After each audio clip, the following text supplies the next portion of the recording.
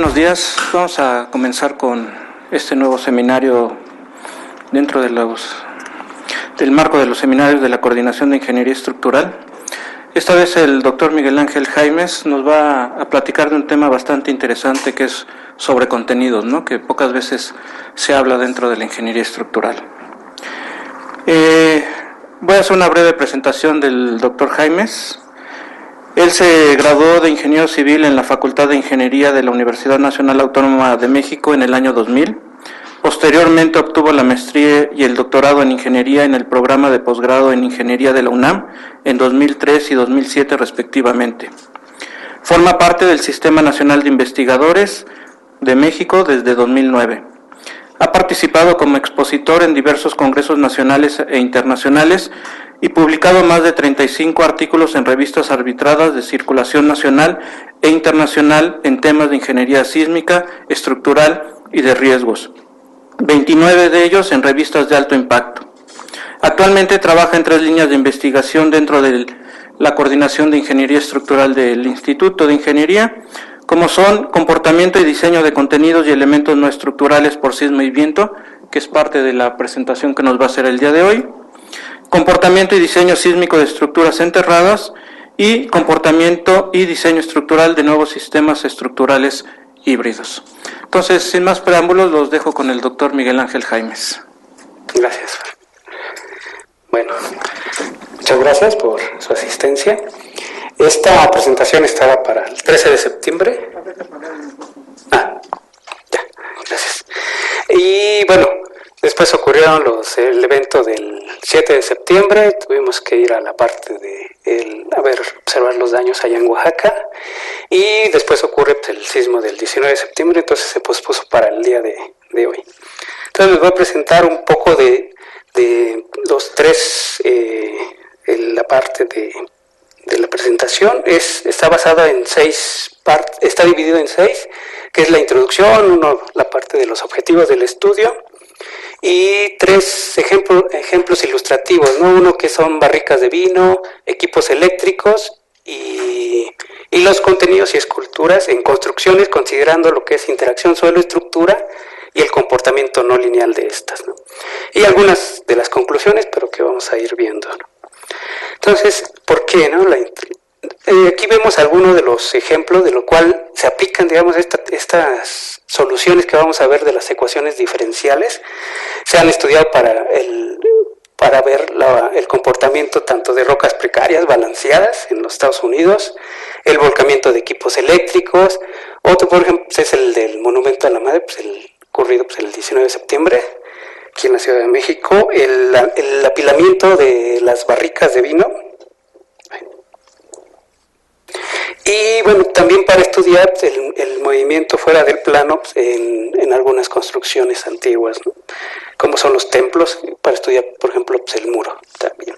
Y otro es el templo de Afayá en Grecia, en el cual uno observa que las columnas están simplemente apoyadas y en la cual se coloca solamente una viga. Es decir, es un sistema que no está empotrado y el cual ha permanecido durante más de 2500 años. Y esto, en alguna parte, digamos, se puede modelar desde lo que es un cuerpo simplemente apoyado en una base, es decir, no está empotrado para nada. Y esto ha sido estudiado principalmente en 1885, y por Hausner ya le dio la estructura, digamos, formal a esto en 1963, y mucha de la ecuación que planteó, o de la solución, se siguen ocupando todavía, por ejemplo, para estos que son los marcos de Rocking, o una estructura en el cual puede sufrir golpeteo y que está simplemente apoyado, o lo que vamos a ver también es en el caso de las barricas de vino, que pueden ser de varios niveles, ¿no? En este caso son 3, 6 niveles, y hacer todos los estudios que ahorita voy a mostrar, ¿no? Entonces, en esta charla vamos a platicar un poco del comportamiento, la vulnerabilidad y el riesgo tanto de bloques y equipos dentro y fuera de las construcciones, de lo que se ha hecho en casi 1.6 años en la coordinación, y también cómo se han establecido estas medidas de mitigación para los elementos basados en estudios costo-beneficio y cómo se ha establecido ¿no?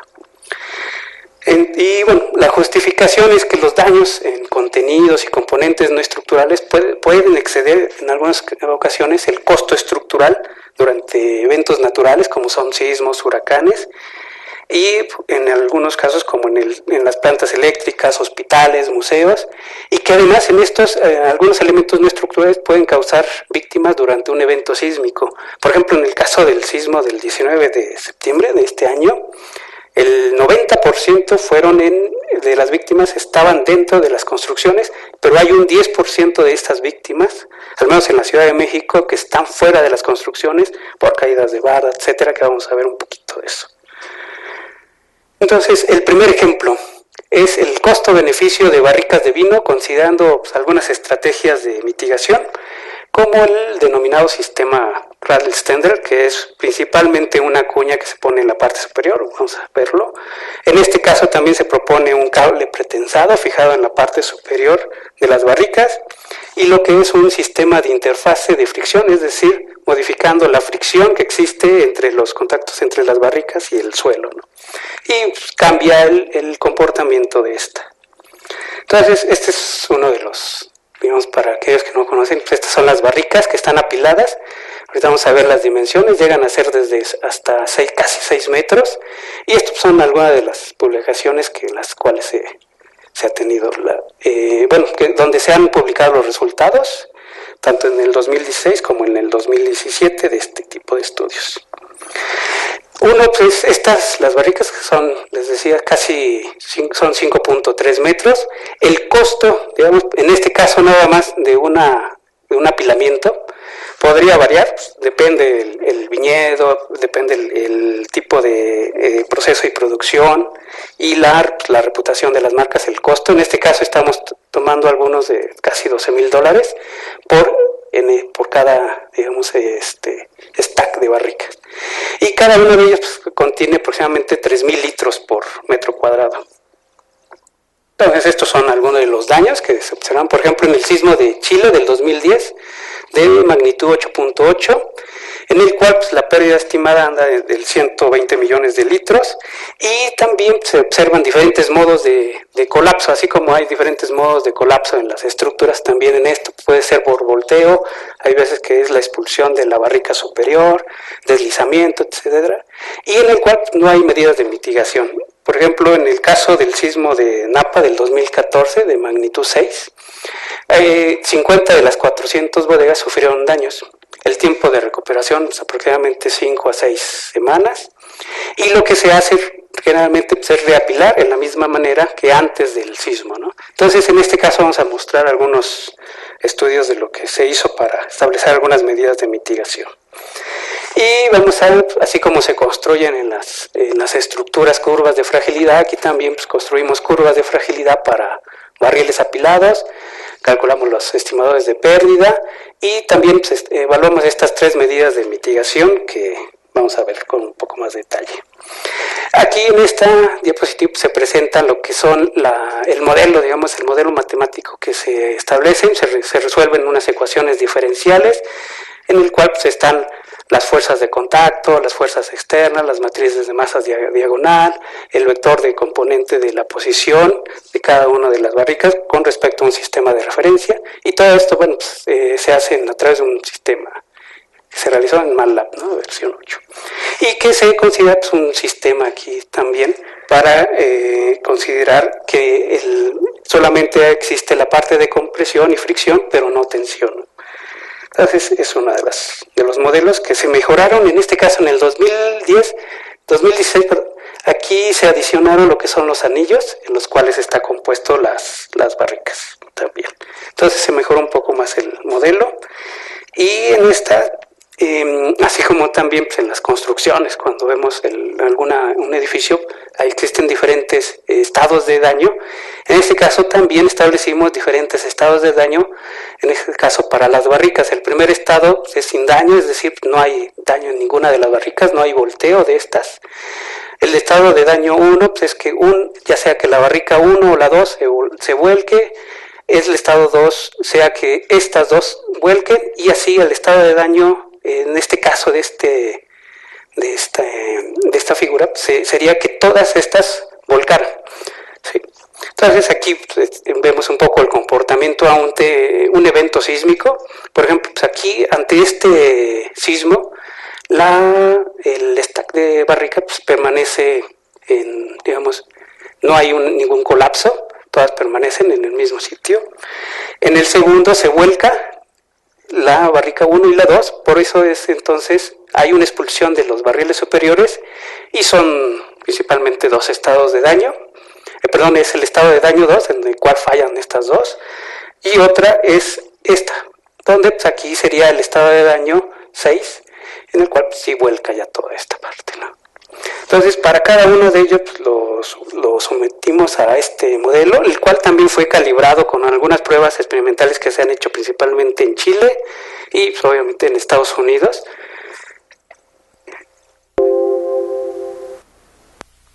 Y aquí vemos un poco la secuencia del colapso, ¿no? En este al inicio pues, está en reposo y empezamos a sujetarlo ante un evento pues, que se escaló hasta 0.5 Gs y vemos pues, aquí el volcamiento de este, ¿no?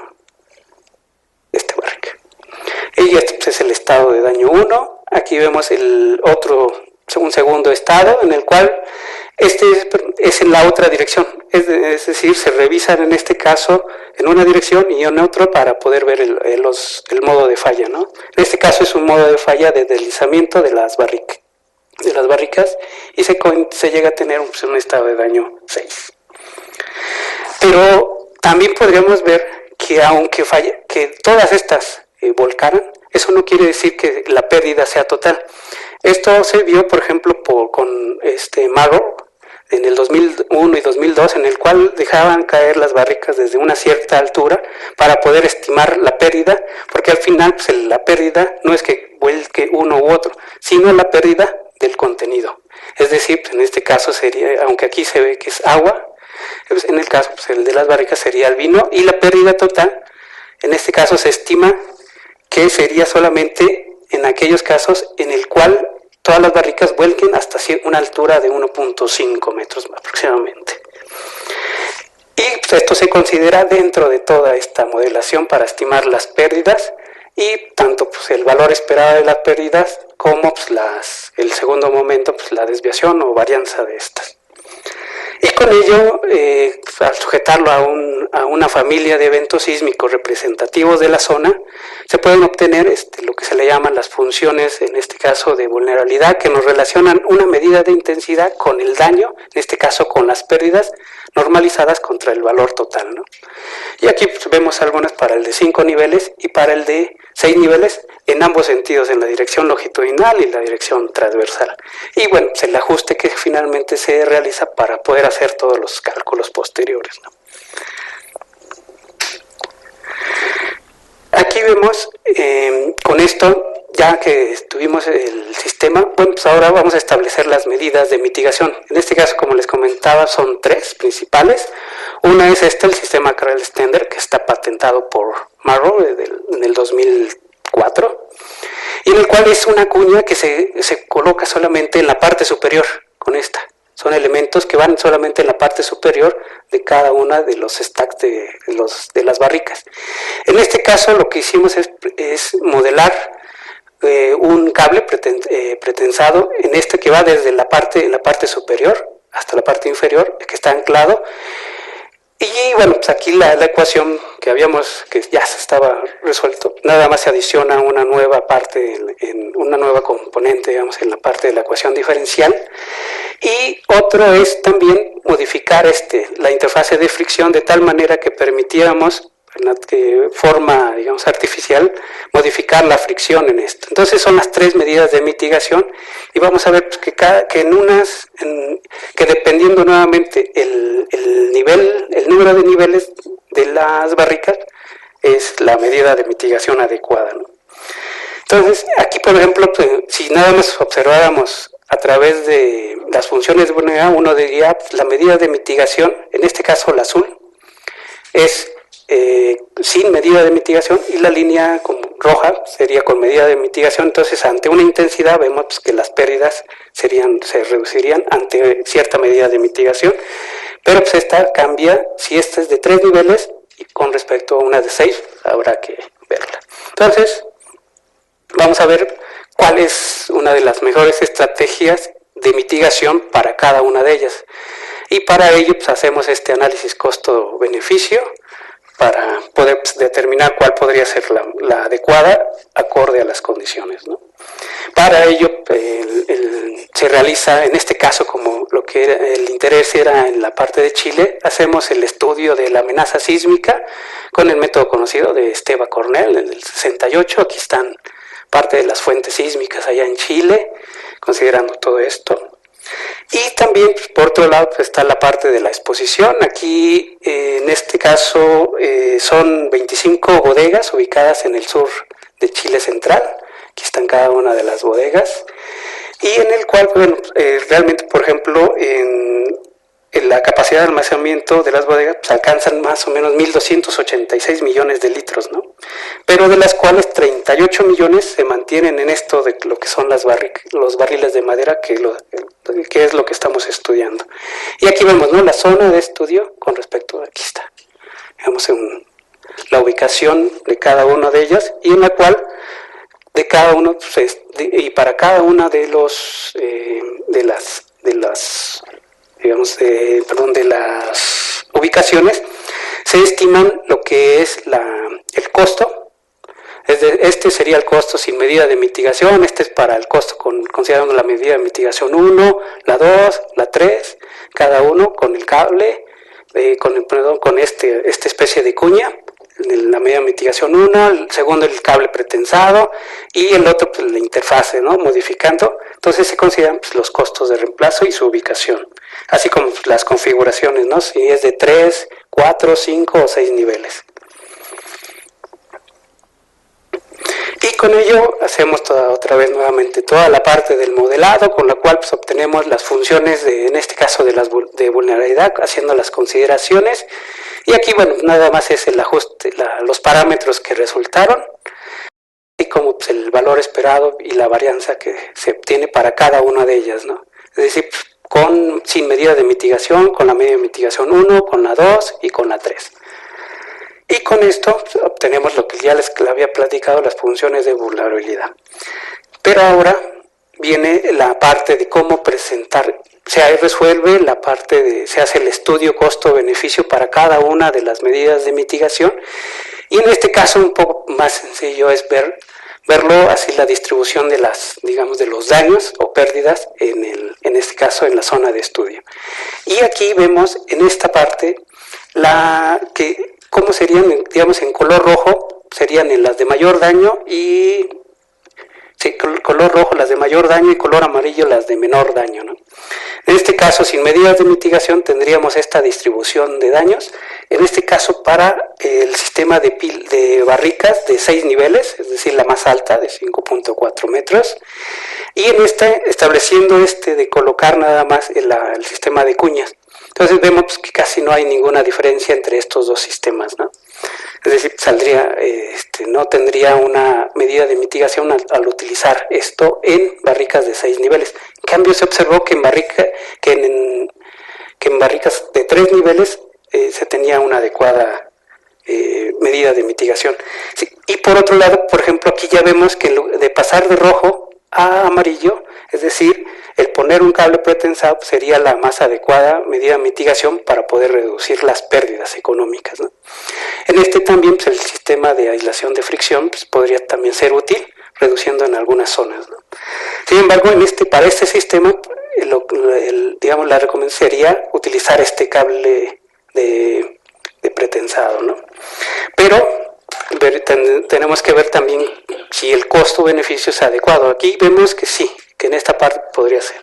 Pero el costo-beneficio es resolver, digamos, esta ecuación relativamente sencilla, en el cual estas son las pérdidas esperadas, digamos, si ocurrieran todos los eventos sísmicos en la región, sin considerar medida de mitigación. Estos son los costos esperados, o las pérdidas esperadas con la medida de mitigación, y estos son el costo de la medida de mitigación, ¿no? Entonces, al resolver toda esta y hacer toda la matemática que hay ahí, se obtienen estas. Entonces, por ejemplo, para los sistemas de 3 niveles, de los se recomienda que en este factor que habíamos visto, relación costo-beneficio, nos indica que si es mayor de 1, por decir, hay un cierto beneficio en esa medida de mitigación con respecto a los costos. En cambio, cuando sale negativo, aunque se establece que hay una adecuada medida de mitigación, el costo ya no es comparable, ¿no? Entonces podría no ser adecuado. Entonces aquí vemos que en este caso para los de 3 niveles se recomienda el sistema de la cuña, y en los de 6 niveles, como habíamos visto, el factor de costo-beneficio es 1.8, entonces sería adecuado. Antes me faltó señalar que todos los cálculos se hicieron con una tasa de descuento del 4%, ¿no? En algunas construcciones se usa del 5%. Este es el de las barricas. Ahora vamos a ver de algunos de los equipos eléctricos, ¿no? Simplemente apoyados, que están anclados o que están apoyados en un aislador de base. Entonces vamos a ver cómo se calcula esta parte. Entonces esta es una imagen representativa del volcamiento de los equipos, que llegan a medir un poco más de 5 metros. Y bueno, ese es otro artículo que se está planteando. ¿Y por qué no? Bueno, pues las pérdidas económicas debidas a costos de reparación son grandes también. El corte de energía en regiones extendidas interfiere en las operaciones, ¿no? de rescate y respuesta. Y también pues, el impacto socioeconómico indirecto, ¿no? Como consecuencia del corte de energía. Aquí vemos algunos de los daños. Por ejemplo, este es el transformador en este evento sísmico, en el cual pues, en algunas partes generó víctimas, por ejemplo en Puebla, ¿no? También la caída de estos equipos, y que lo único que hacen es volverlo a poner y lo sujetan con el mismo sistema, ¿no? Pero que tiene sus problemas también en el diseño. Entonces, bueno, aquí un poco la descripción de la metodología para resolver esto: la simulación, la respuesta de los equipos eléctricos, contar con el inventario de los equipos, nuevamente construir en este caso funciones de fragilidad, que es la diferencia entre funciones de fragilidad y las de vulnerabilidad, es que las de fragilidad nos relacionan una medida de intensidad con la probabilidad, puede ser la probabilidad de falla o probabilidad de excedencia, y en el caso de las curvas de vulnerabilidad nos relaciona una medida de intensidad con las pérdidas, ¿no? Y al final pues, se hace toda la solución, digamos, se resuelve se estima el riesgo, digamos, haciendo la convolución entre el peligro y las funciones de fragilidad. En este caso, en las anteriores eran de vulnerabilidad.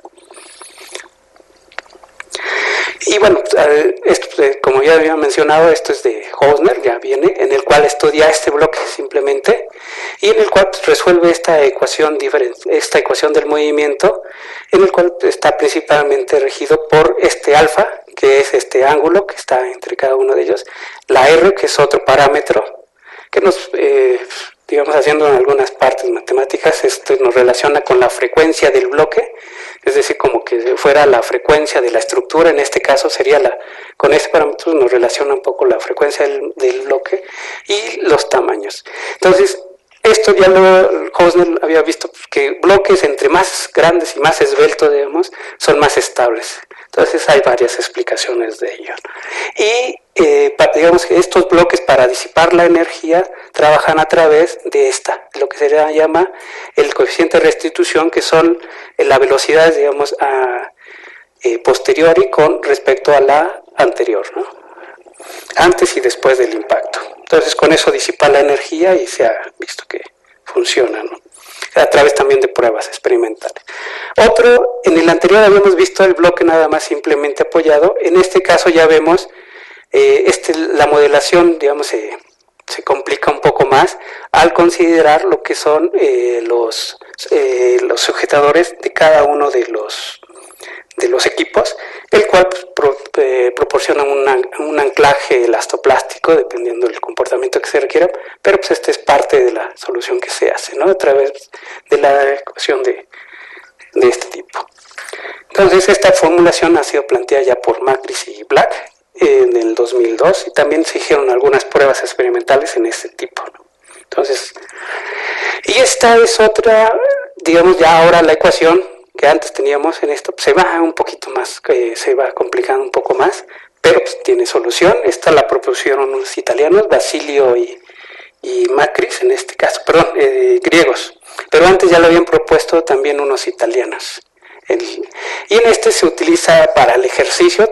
Realmente esta ecuación puede ser para otros tipos de aisladores, con un sistema de deslizamiento esférico cóncavo simple, ¿no?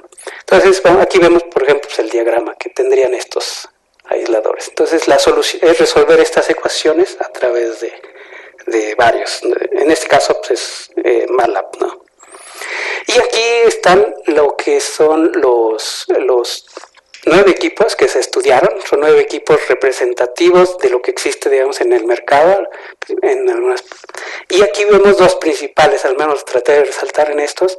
Es este, que mide aproximadamente, este azul, 5 metros, y en este es el más, digamos, el más pequeño, que sería uno de 3 metros de altura, perdón, de 3 metros de altura, y que vemos pues, esta relación de alfa, que veíamos era el ángulo del bloque, y que está muy bien relacionado, vamos a ver, con lo que son las tasas de las tasas de falla en este caso de los bloques, ¿no? Aquí están las propiedades de los anclajes que se consideraron, también de los aisladores de base, y en el cual se trató principalmente para dar estas propiedades es que el periodo del aislador fuera 2.5 veces con respecto al movimiento de los sitios de estudio. En este caso vamos a ver que son 2. Uno es Cale, allá en las costas de México, y otro pues aquí va a ser en Ciudad Universitaria, principalmente para ver la influencia de los movimientos lejanos y cercanos al epicentro. Entonces, algunas de las características. Entonces, aquí vemos estos 2 sitios, ¿no?, de estudio. Entonces, es el de CEU, Ciudad Universitaria, y el de Cale, aquí. Y, bueno, son los diferentes 9, y que vamos a estudiar pues, el peligro ante todos estos, ¿no?, las fuentes de subducción, estas de profundidad intermedia, y estas pues, que ocurren en el eje volcánico, ¿no?, del país. Entonces aquí vemos la estimación de la amenaza sísmica. En este caso es la aceleración máxima del suelo. Esto porque realmente para los que son bloques, en este caso para estos estudios, tanto para las barriles como para los equipos, esculturas, no podemos asociarlo a un cierto periodo estructural como lo hacemos en las construcciones. ¿Por qué? Porque realmente un bloque rígido no se comporta como un sistema, o no se puede estimar el comportamiento como un sistema de un grado de libertad clásico. Entonces lo hacemos a través de la aceleración máxima del suelo, pero podría ser la velocidad máxima del suelo o el desplazamiento del suelo, ¿no? En este caso vemos, ¿no?, las 2 curvas de peligro sísmico, y vemos también aquí pues, los movimientos que se consideraron. Son como que lo que queríamos ver era el comportamiento de fuentes cercanas y fuentes lejanas. Entonces aquí vemos pues, cómo el contenido en sitios, digamos, en un sitio cercano a la fuente, pues el contenido es de alta frecuencia, en este pues, baja, tiene un menor contenido de alta frecuencia, y en este caso, digamos, el periodo o el contenido de movimiento pues, anda alrededor de 0.83 Hz, es decir, un periodo de 1.2 segundos, y en el de Cal pues, es 0.3. El contenido del movimiento, el contenido de frecuencias, no es decir, este no se debe confundir con el del periodo del suelo, que es otra cosa, ¿no? Y aquí bueno, nada más un ejemplo de lo que es en este caso en el sitio Cale, que vemos la respuesta de un bloque escalado en este caso a un G del sismo del 19 de septiembre del 85, y vemos el comportamiento. Este es cómo va cambiando la rotación, cómo va girando el bloque rígido con el tiempo. Y aquí vemos, por ejemplo, pues que en este caso, si está simplemente apoyado, vuelca; si está anclado, no, es decir, está balanceándose. Y en la parte, pues, si se coloca un aislador de base, vuelca, ¿no? Entonces, no siempre, digamos, el colocar un aislador de base en algunos sitios podría ser adecuado, ¿no? Obviamente habría que estudiar, para este bloque con ciertas dimensiones, habría que ver pues, otros tipos de características, ¿no? Y en este pues, es otro ejemplo, nuevamente aquí vuelca, en anclado no, y en el aislado, el bloque aislado, pues nuevamente vuelca, nuevamente. Entonces aquí, así como en las construcciones de los edificios, estimamos una medida de cuándo falla o cuándo ocurre la falla de una construcción. En este caso, el volteo o la falla del bloque se considera, o del equipo, se considera cuando alcanza una rotación, en ese caso, mayor de 90 grados. Con eso se estiman las probabilidades de falla, se hacen las simulaciones, es decir, en este caso, para estimar la probabilidad de falla para una cierta intensidad, pues es el número de simulaciones que se conducen al colapso relacionadas al número total de simulaciones que se considera. Y bueno, posteriormente se hace este ajuste de distribución log normal, el cual ya se ha visto que funciona, y también no solamente en las construcciones, sino también en este caso de los bloques, ¿no? Pueden llamarse equipos. Y se realiza pues, el ajuste a través de máxima verosimilitud, etc. Aquí vemos algunos de los bloques, por ejemplo, en este caso son en el sitio en escala, es decir, fuente lejana, fuentes cercanas, sismos muy cercanos a el sitio, y en este, pues, el de Ciudad Universitaria, y vemos, por ejemplo, pues, que la probabilidad de falla para esto pues, sería mayor, para este tipo de bloque. En este caso es el de 3 metros, y noten, pues, este es el de 5 metros, es decir, entre más esbelto o más grande, pues el bloque pues, se comporta mejor, ¿no? Tiene un mejor comportamiento, pues ya como lo había visto Hosner y hay otros investigadores, ¿no?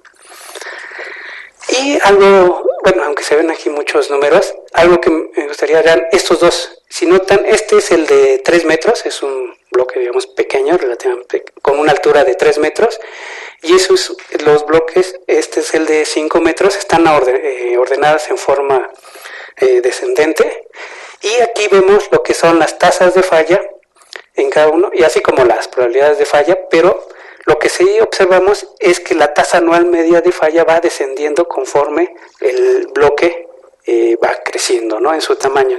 Realmente deberíamos poner luego una gráfica para que se vea cómo es este efecto, ¿no? Entre más esbelto, más grande, la tasa de falla de estos tipos de elementos va disminuyendo, no solamente en que esté simplemente apoyado, sino también si está anclado o si está en una base aislada, ¿sí? Pero es esta lo que, pero aún así las tasas de falla van cambiando, ¿no? Para cada uno de ellos. Y finalmente voy a presentar este ejemplo de contenidos ahora y esculturas, considerando lo que son los efectos de interacción suelo-estructura y también pues, un poco la parte de lo que se ha trabajado en la parte de comportamiento no lineal de la construcción, ¿no? Y cómo influye el comportamiento no lineal tanto en los elementos no estructurales como en los contenidos. Entonces este es uno de los ejemplos. Estas son algunas de las esculturas que se han modelado. Este es un artículo, también ya salió en el 2017, considerando precisamente lo que es la interacción suelo-estructura. Y aquí nada más dejé el caso de el volcamiento de esta escultura en la Catedral de la Ciudad de México, que tenía un poco más de 200 años, y de Manuel Tolzan, y que estaba localizada casi a 40 metros, ¿no? Entonces, precisamente la escultura que falló pues, fue la de la fe, ¿no? Entonces, bueno, alguna persona por ahí diría, ¿no? Pues es lo único que no se debía haber caído, ¿no? Se perdió la esperanza, pues. Entonces, ahí hay otras dos esculturas que se están removiendo también y que, bueno, pues ya van a hacer las reparaciones, ¿no?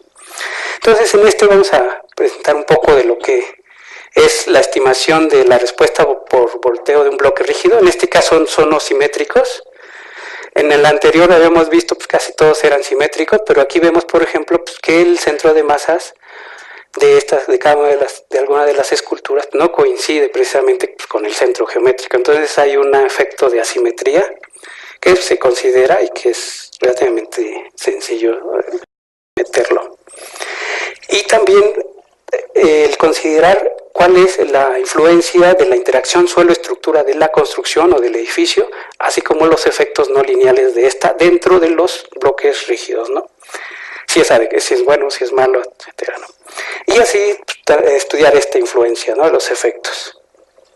Entonces es este es uno de los modelos, esta es una representación. Aquí, en lugar de ya nada más tener una sola, digamos, un solo valor de alfa que antes teníamos, aquí ya tenemos dos, el cual cambia dependiendo la dirección, también cambia el coeficiente de restitución, que hace lo que es la disipación de la energía, en este caso del evento sísmico, y aquí la ecuación de Hosner se propone, se modifica para poder considerar este efecto de interacción suelo-estructura, que lo que hace la interacción suelo-estructura en un bloque, en la construcción, es generar una componente, se llama una componente rotacional, debido a la interacción cinemática e inercial de la construcción, y que esta la consideramos en el comportamiento de los bloques, ¿no?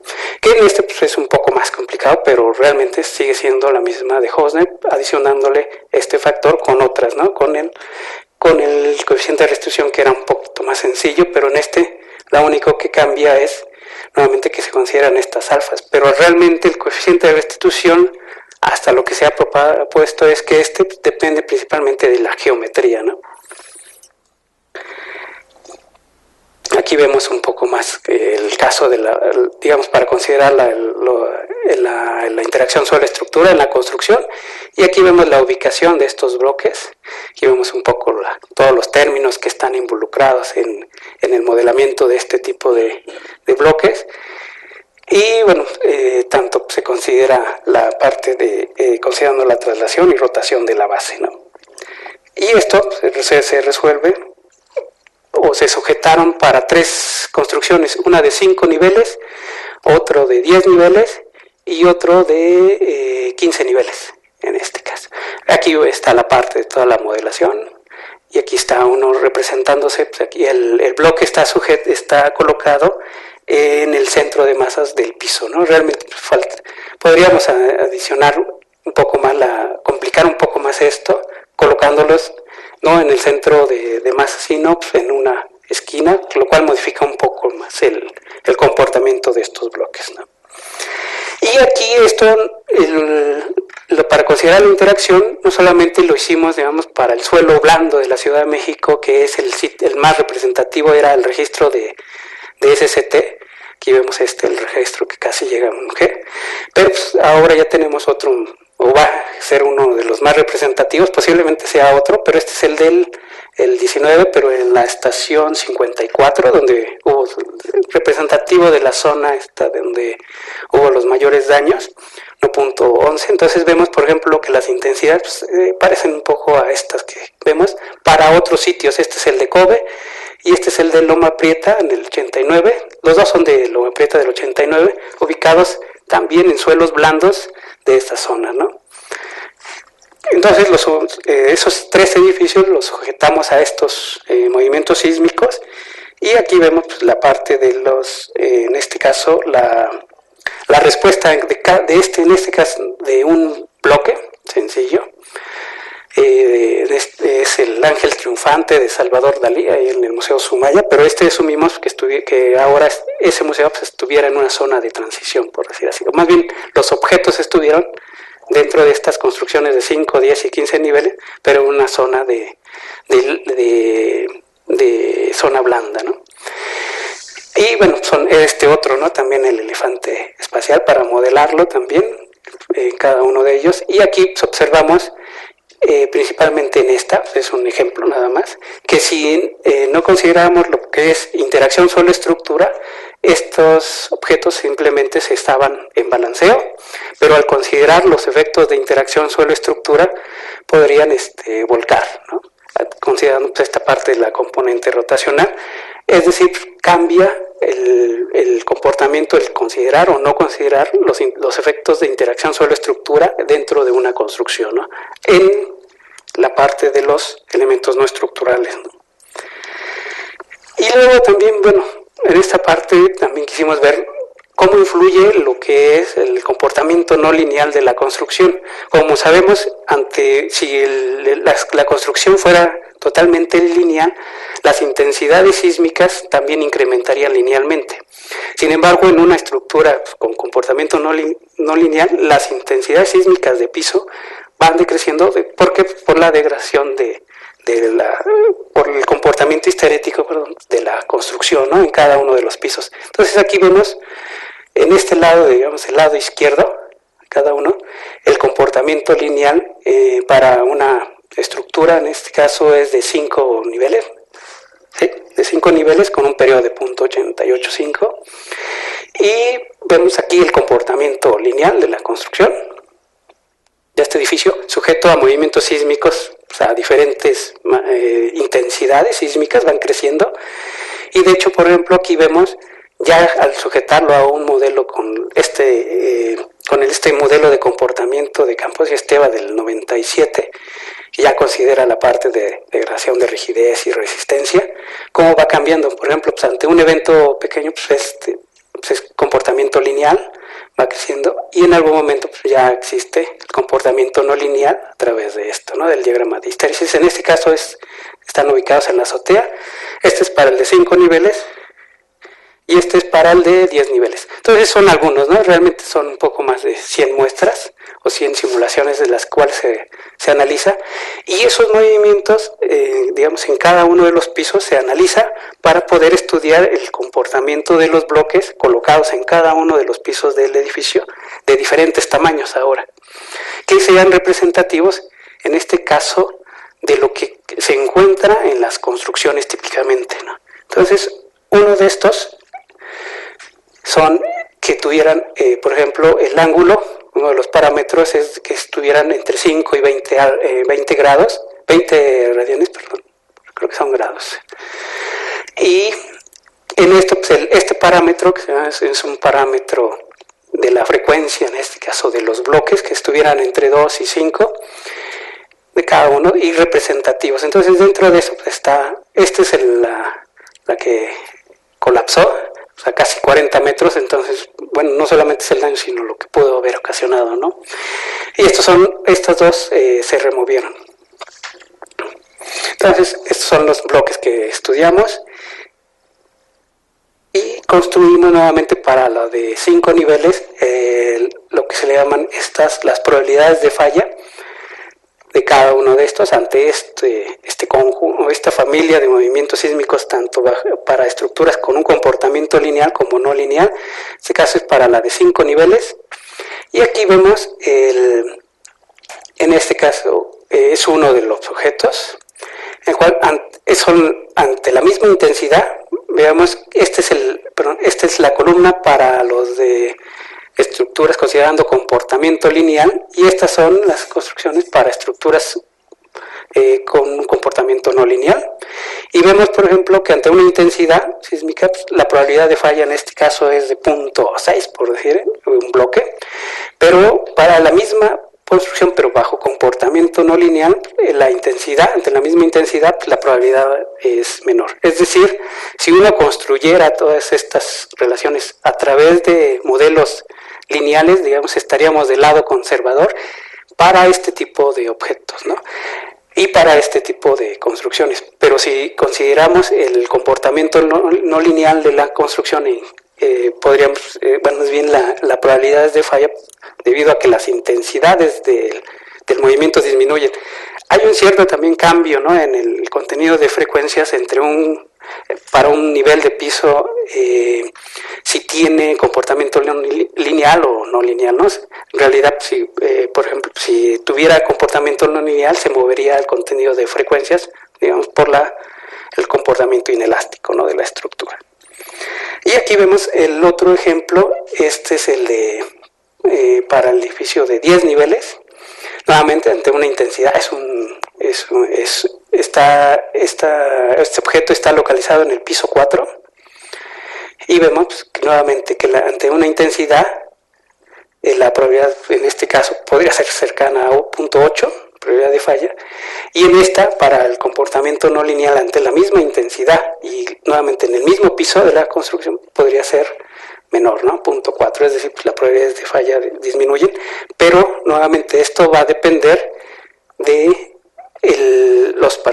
la respuesta tanto en el sitio de la construcción como de la respuesta de la respuesta sísmica del sitio, como de la respuesta dinámica de la estructura, entre otros factores, ¿no?, también. Y bueno, como conclusiones, ¿no? Se presentaron pues, algunos de estos avances del comportamiento de vulnerabilidad, del comportamiento de tanto de los contenidos, pueden ser lo que son los stacks de barriles, los equipos eléctricos, esculturas, así como pues, la vulnerabilidad y el riesgo, ¿no? De cómo se pueden establecer pues, las medidas de mitigación, que en algunos casos lo hemos aplicado también, o bueno, lo he aplicado para lo que son escuelas, etcétera, y que pues, funciona, digamos, la matemática sigue, es la misma, lo único pues, va a ser el proceso de cómo considerar cada una de las partes y poder establecer estas medidas de mitigación, en este caso a través de costos-beneficios, pero se pueden establecer algunos otros, ¿no? A través de tasas de falla, etcétera, ¿no? Entonces depende de lo que queramos. Y algunos, ¿no?, de los estudiantes que han estado participando: Alfredo Guzmán, que es casi arquitecto; Carlos Enríquez Pérez, también casi ingeniero; Ricardo Galicia, y esta Itzel Adriana, que apenas se acaban de incorporar, también es arquitecta. Entonces, está entre arquitectos e ingenieros, ¿no? Sería todo. Muchas gracias.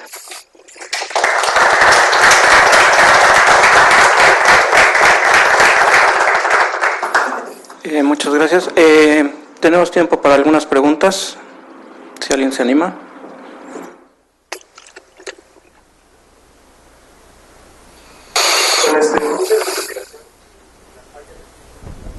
Elementos los consideran como bloques rígidos y la falla ante la volcadura. Pero ¿qué pasa si ¿Qué pasa cuando tenemos elementos electrónicos, como en el caso de hospitales o centrales nucleares, en el que se pudiera descalibrar estos elementos por las aceleraciones y no por una volcadura propia? Así es.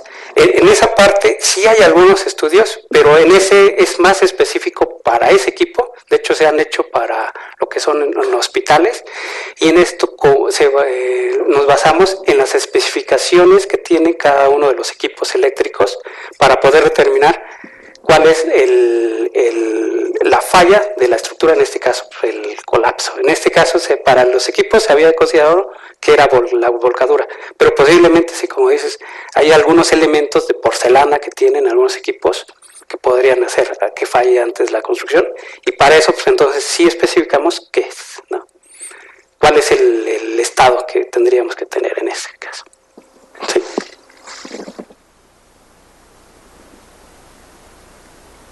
¿Alguna otra pregunta? Profesor.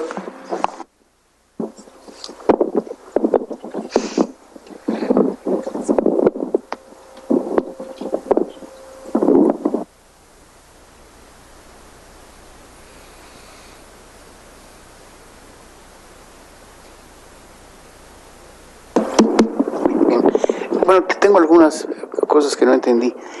Por ejemplo, en el segundo grupo de ejemplos se habla de bloques rígidos. Sí. Y se dice que la vulnerabilidad es menor para los casos de bloques más esbeltos. Así es. Y eso contradice la intuición. ¿A qué se debe? Eso en la parte de, digamos que la disipación de la energía depende del tamaño del bloque, que entre más grande hay una... Perdón, voy a poner la ilustración aquí.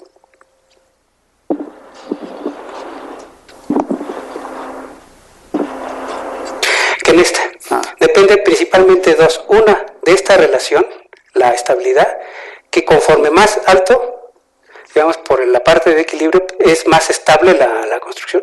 Y también en esta, lo que se ha visto es la relación de esbeltez de los bloques, que llegan a ser más estables en estas dos. Entonces, tanto la altura, que le da una mayor estabilidad, como la relación de esbeltez. O sea que mientras más esbeltos son, más estables. Así es. ¿Y eso se debe a qué? Pues a los periodos que resultan, ¿no? Al periodo. De alguna manera eso, oye, si yo pongo un elemento, un tanque ancho y poco bajo y poco alto, pues yo creo que eso no se voltea ni de chiste. En este caso es considerando que el modo predominante es el volteo, sí, pero el otro podría ser que no entregamos en esta parte que sea predominante el modo de volteo ocurra y que en el otro pueda ser el modo de deslizamiento. Si bloques muy anchos, podría ser no se voltean, ¿no? Así es. Sí, están establecidos algunos ciertos intervalos en el cual me gustaría verlo con predomina uno u otro. Verlo con más detalle. Y la otra cosa, cuando hablamos de las esculturas, se caracterizan poniendo donde está el centro de masa. Así es. Pero no deberíamos tomar en cuenta algo así como el radio de giro, porque el centro de masa, realmente, digamos, el momento de inercia que voy a tener con respecto al volteo de cada una de esas esculturas, no depende de dónde está, solo de dónde está el centro de masa, porque la distribución espacial también puede influir el radio de giro. Eso no se... Sí, no sé digamos que el radio de giro está implícito en la R y la... Está implícito, pero digo, porque según yo entendí solamente depende del centro de masa y no depende solamente del centro de masa. No. Es decir, depende de la dirección espacial de la masa. Así es. ¿Y dónde está la posición? ¿En qué instante de tiempo está? Porque no es lo mismo en este instante, depende del continuo de frecuencia del movimiento. El movimiento si está la rotación en este sentido o en este va cambiando, ¿no? La disipación de energía. Así es. Por eso, pero la cuestión es, aún pero eso no se determinó el radio de giro, se determinó el centro de gravedad. El centro de masa, sí. Y no debería ser mejor tratar de obtener el radio de giro. Perdón, es que este alfa está relacionándonos el ángulo. Sí. Y esta R está aquí. Okay. La distancia que existe entre uno y esta. Es decir, son los dos, en este caso, para la disipación. Sí.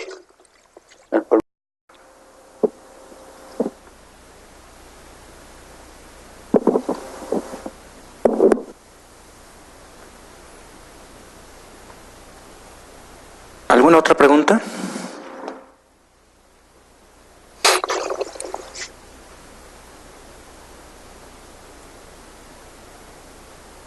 ¿No tenemos ninguna otra pregunta?